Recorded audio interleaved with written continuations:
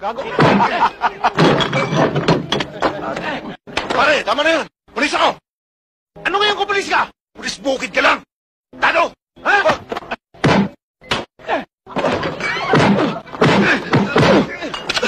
Okay, hindi rin tayo tanong.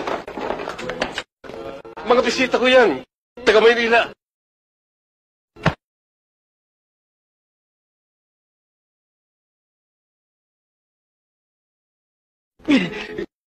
Kayong mga taga Maynila, huwag niyong mamalitin kami mga probinsyano. Baka nakakalimutan niyo na ang bala ng pulis Maynila ay parehas lang ng bala ng pulis bukid. Kaya mabuti pa,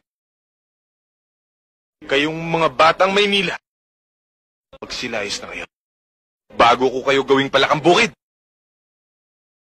Sige, layas. Layas!